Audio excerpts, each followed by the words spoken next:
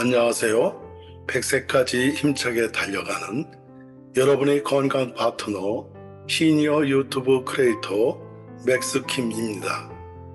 오늘 영상에서는 갑상선 질환에 대한 유익한 정보를 함께 알아보려고 합니다. 자, 그럼 함께 건강의 비밀을 알아가 볼까요? 갑상선 질환에 대해 자세히 말씀드려 볼까 합니다. 저는 이미 저희 집사람이 갑상선 질환으로 인해서 수술을 하고 3개월에 한 번씩 병원의 진료를 받고 있는 상태라서 이 영상을 만들어 보았습니다.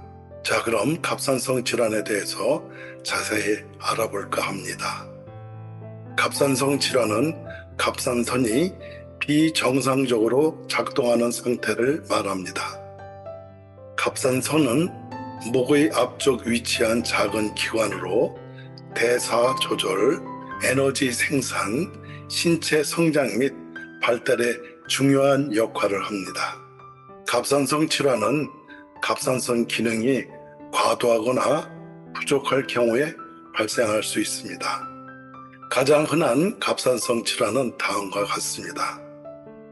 갑상선이 너무 많은 갑상선 호르몬을 분비하여 신체 대사가 과도하게 증가하는 상태입니다. 증상으로는 체중 감소, 심박수 증가, 땀이 많이 나는 등이 있습니다. 두 번째, 갑상선 기능 저하증. 갑상선이 충분한 갑상선 호르몬을 분비하지 못하여 신체 대사가 감소하는 상태입니다. 증상으로는 체중 증가, 피로, 기억력 저하 등이 있습니다. 가장 흔한 원인은 자가 면역 질환인 갑상선염입니다. 세 번째, 갑상선 결절에 대해서 말씀드립니다. 갑상선 내에 형성된 작은 종양으로 대부분 양성이지만 악성 종양일 수도 있습니다. 대부분 갑상선 결절은 증상을 유발하지 않지만 크기가 커지거나 악성 종양일 경우 수술이 필요할 수 있습니다. 네 번째, 갑상선염.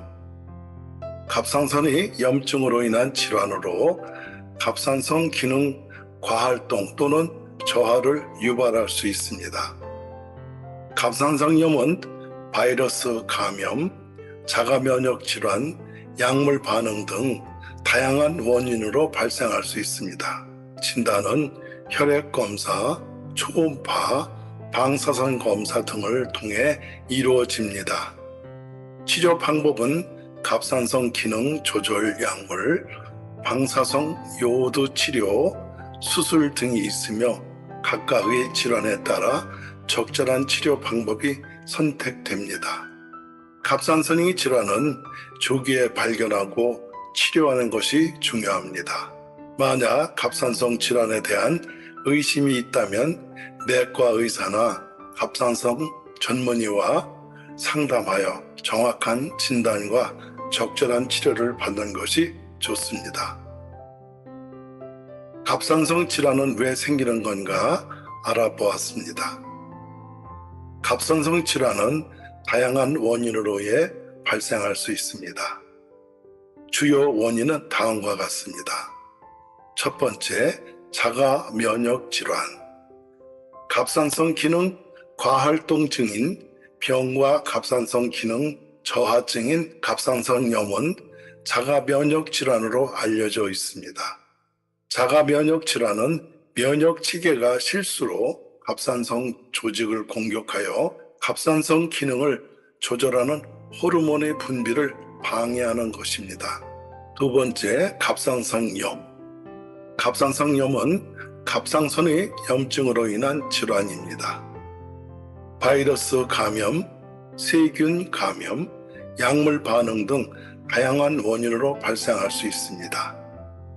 갑상선염은 갑상선 기능 과활동 또는 저하를 유발할 수 있습니다. 세 번째, 갑상선 결절. 갑상선 내에 형성된 작은 종양으로 대부분 양성이지만 악성 종양일 수도 있습니다. 갑상선 결절은 대부분 증상을 유발하지 않지만 크기가 커지거나 악성 종양일 경우 수술이 필요할 수 있습니다. 네 번째, 약물. 일부 약물은 갑상선 기능을 영향을 줄 수 있습니다. 예를 들어 아미다올론, 리트록신 등은 갑상선 기능을 억제하는 약물로 알려져 있습니다.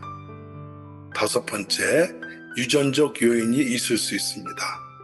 갑상선 질환은 가족력이 있는 경우에 발생할 확률이 높을 수 있습니다. 유전적인 요인은 갑상선 질환의 발생에 영향을 줄 수 있습니다. 갑상선 질환은 다양한 원인에 의해 발생할 수 있으며 정확한 원인은 개인의 상황에 따라 다를 수 있습니다. 따라서 갑상선 질환의 원인을 파악하기 위해서는 내과 의사나 갑상선 전문의와 상담하여 진단을 받는 것이 중요합니다. 갑상선 질환이 진행됐을 때 대처하는 방법을 알아보았습니다. 갑상선 질환의 대처 방법은 질환의 종류와 심각성에 따라 다를 수 있습니다. 하지만 전반적으로 다음과 같은 대처 방법이 있습니다. 첫 번째, 약물 치료가 있습니다. 갑상선 기능 과활동증인 경우 갑상선 기능을 억제하는 약물을 복용하여 갑상선 호르몬의 분비를 조절할 수 있습니다. 갑상선 기능 저하인 경우 갑상선 호르몬을 보충하는 약물을 복용하여 갑상선 기능을 개선할 수 있습니다. 약물 치료는 의사의 처방에 따라 정확한 용량과 기간에 맞춰서 복용해야 합니다. 두 번째, 방사성 요오드 치료가 있습니다. 갑상선 기능 과활동증이나 갑상선 결절의 경우 갑상선 요오드 치료를 통해 갑상선 조직을 파괴하거나 갑상선 기능을 억제할 수 있습니다. 이는 방사선 전문의의 지도 아래 진행되어야 합니다. 세 번째, 수술을 해야 합니다. 크기가 큰 갑상선 결절이나 악성 종양인 경우 수술을 통해서 종양을 제거할 수 있습니다. 수술은 갑상선 전문의에게 의뢰되어야 하며 수술 후에는 갑상선 기능을 조절하기 위해 약물 치료가 필요할 때가 있습니다. 네 번째, 생활습관 조절을 해야 합니다. 갑상선 질환의 치료와 관리는 건강한 생활습관이 중요합니다. 규칙적인 식사, 충분한 수면, 스트레스 관리, 규칙적인 운동을 통해 신체의 균형을 유지하는 것이 도움이 될 수 있습니다. 다섯 번째, 정기적인 모니터링이 필요합니다. 갑상선 질환이 지속적인 관리와 모니터링이 필요합니다. 정기적인 혈액 검사와 의사의 진단을 받아 갑상선 기능의 변화를 파악하고 적절한 조치를 취할 수 있습니다. 갑상선 질환의 대처 방법은 개인의 상황과 질환의 심각성에 따라 다를 수 있으므로 의사와 상담하여 정확한 진단과 적절한 치료 방법을 받는 것이 중요합니다. 갑상선 질환 수술 후 주의해야 할 식품과 섭취해야 할 식품을 알아보았습니다. 갑상선 수술 후에는 몇 가지 식품에 대해서 주의해야 합니다. 수술 후 갑상선 기능이 조절되어야 할 수 있으므로 다음과 같은 식품을 주의해야 합니다. 첫 번째, 요오드 함유 식품입니다. 갑상선 수술 후에는 요오드 함유 식품을 제한해야 합니다. 요오드는 갑상선 호르몬의 합성에 필요하지만 수술 후에는 갑상선 조직이 파괴되어 갑상선 기능이 감소할 수 있습니다. 따라서 요오드 함유 식품인 해산물, 조개류, 조미료, 첨가물이 들어간 가공식품 등을 제한하는 것이 좋습니다. 두 번째, 소금 함유 식품을 제한해야 합니다. 갑상선 수술 후에는 과다한 소금 섭취를 피해야 합니다. 과다한 소금 섭취는 체액 이상과 고혈압을 유발할 수 있으며 갑상선 기능 조절에도 영향을 줄 수 있습니다. 따라서 소금 함유 식품인 가공식품, 소스, 조미료 등을 제한하는 것이 좋습니다. 세 번째, 카페인 함유 식품을 제한해야 합니다. 카페인은 갑상선 기능을 자극할 수 있으므로 갑상선 수술 후에는 과도한 카페인 섭취를 피하는 것이 좋습니다. 카페인 함유 식품으로는 커피, 차, 초콜릿 등이 있습니다. 갑상선 수술 후에는 영양소가 충분히 공급되어 체력을 회복할 수 있도록 다양한 영양소를 포함한 식품을 섭취해야 합니다. 다음은 수술 후 섭취해야 할 식품을 알아보았습니다. 첫 번째, 단백질입니다. 수술 후에는 단백질 섭취가 중요합니다. 단백질은 조직의 회복과 재생에 필요한 영양소입니다. 닭가슴살, 생선, 콩, 견과류 등이 단백질이 풍부한 식품을 섭취하는 것이 좋습니다. 두 번째, 식이섬유가 좋습니다. 식이섬유는 소화를 돕고 변비를 예방하는 데 도움을 줍니다. 과일, 채소, 곡물 등 식이섬유가 풍부한 식품을 섭취하는 것이 좋습니다. 세 번째, 비타민과 미네랄이 좋습니다. 수술 후에는 영양소의 소모가 증가할 수 있으므로 다양한 비타민과 미네랄을 포함한 식품을 섭취하는 것이 좋습니다. 신선한 과일, 채소, 견과류, 유제품 등을 섭취하는 것이 좋습니다. 갑상선 수술 후에는 의사의 지시에 따라 식이요법을 조절해야 합니다. 의사나 영양사와 상담하여 본인에 맞는 식단 계획을 수립하는 것이 좋습니다. 갑상선 질환 예방을 위한 스트레칭을 알아보았습니다. 갑상선 질환의 예방을 위한 스트레칭은 직접적으로 존재하지는 않습니다. 갑상선 질환은 주로 자신이 유전적인 요인, 환경적인 요인, 면역계의 이상 등에 의해 발생하는 것으로 알려져 있습니다. 따라서 갑상선 질환의 예방을 위해서는 다음과 같은 일반적인 건강관리 방법을 실천하는 것이 중요합니다. 첫 번째, 규칙적인 운동입니다.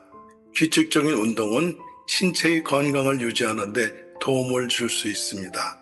신체 활동은 대사를 촉진시키고 면역 체계를 강화하는 데 도움을 줄 수 있습니다. 하지만 갑상선 질환의 경우 갑상선 기능에 영향을 줄 수 있는 과도한 운동은 피하는 것이 좋습니다. 따라서 적절한 운동을 선택하고 의사와 상담하여 적절한 운동 계획을 수립하는 것이 중요합니다. 두 번째, 건강한 식습관을 갖는 것이 좋습니다. 균형 잡힌 식습관을 유지하는 것은 갑상선 질환의 예방과 관리에 도움을 줄 수 있습니다. 식사 시간을 규칙적으로 가지고 영양가 있는 다양한 식품을 섭취하는 것이 중요합니다. 또한 과도한 요오드 섭취나 카페인 섭취를 피하는 것도 중요합니다. 세 번째, 스트레스 관리를 하는 것이 좋습니다.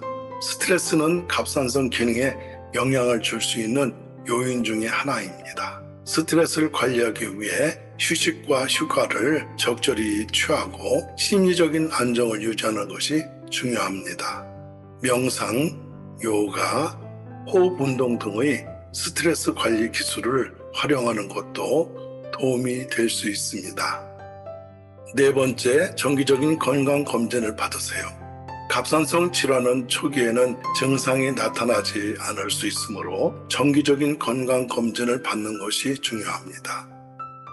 의사의 지시에 따라 혈액 검사를 통해 갑상선 기능을 모니터링하고 필요한 경우 조치를 취할 수 있습니다.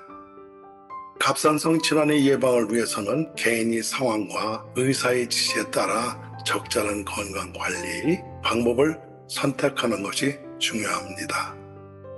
의사와 상담하여 개인에 맞는 예방 전략을 수립하는 것이 좋습니다.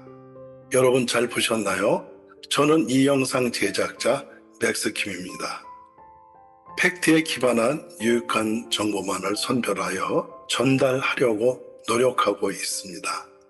48년생 저는 시니어 유튜브 크리에이터로 매일 촬영하고 편집한 영상을 업로드하고 있습니다.